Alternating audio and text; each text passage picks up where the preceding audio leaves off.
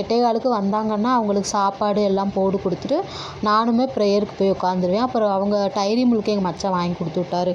அப்புறம் பிள்ளைங்க எல்லாத்துக்குமே நாங்கள் டைரி மில்க் கொடுத்தேன். ஏன்னா நான் கேக்கு ஊட்டி விடலை. ஏன்னா நான் வீடியோ எடுத்துகிட்டு இருந்தனால பசங்க யாருக்குமே நான் கேக்கு ஊட்டி விடல. அதனால நான் டைரி மில்க்கு அவன் என் அக்கா வாங்கி கொடுத்து விட்டா. அப்புறம் நான் பசங்க எல்லாத்துக்குமே ஊட்டி விட்டு எப்படியும் இந்த பிறந்தநாள் மேலே ஹாப்பியாக போச்சு. என்னோடய சமையல் வீடியோ பாருங்கள்.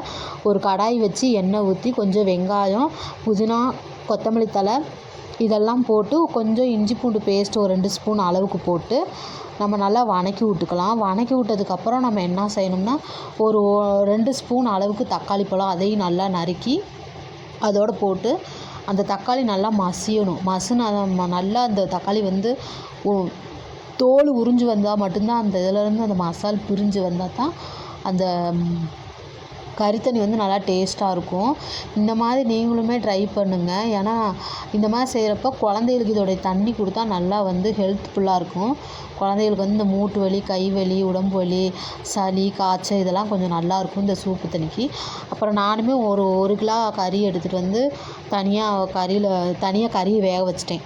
அதுக்கப்புறம் பார்த்திங்கன்னா ஒரு 2-3 விசில் வரட்டும் அப்படின்னு சொல்லிட்டு விட்டாச்சு.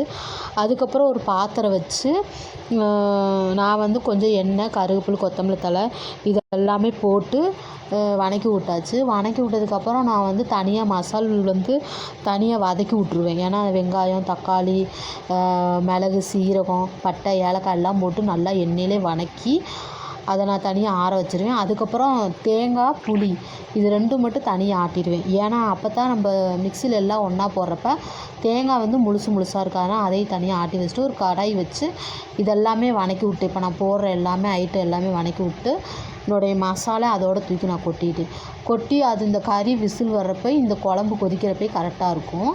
நம்ம நல்லா கொதி வந்ததுக்கப்புறம் நம்மளுடைய வேக வச்சுருக்க கறியை அதோடு போட்டு நல்லா கொதிய விடணும்னா எப்படியும் குறைஞ்ச வச்சு ஒரு மணி நேரம்னாச்சும் கொதியணும். ஏன்னா அப்போ தான் நம்ம ஊற்றுற அந்த மசால் தண்ணி, மசால் வாடை எல்லாமே போனதுக்கப்புறம் நம்ம அந்த கறியோட டேஸ்ட்டும் நல்லாயிருக்கும். இப்போ நான் வந்து என்னுடைய கறி வந்து வெந்துருச்சு. அந்த வெந்ததோடு நான் அந்த குக்கரில் தம்பிக்கு தனியாக சூப்பு தண்ணி எடுத்து வச்சிட்டேன்.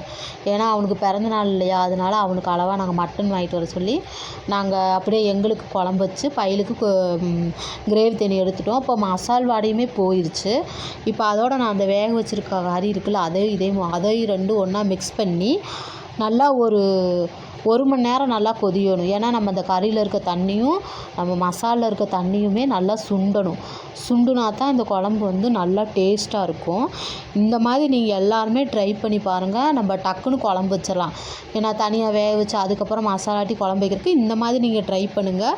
மறக்காமல் என்னோடய வீடியோ பிடிச்சிருந்தா எல்லாருமே எனக்கு சப்ஸ்கிரைபர் பண்ணுங்கள். உங்கள் எல்லாத்துக்குமே தேங்க்யூ ஸோ மச்.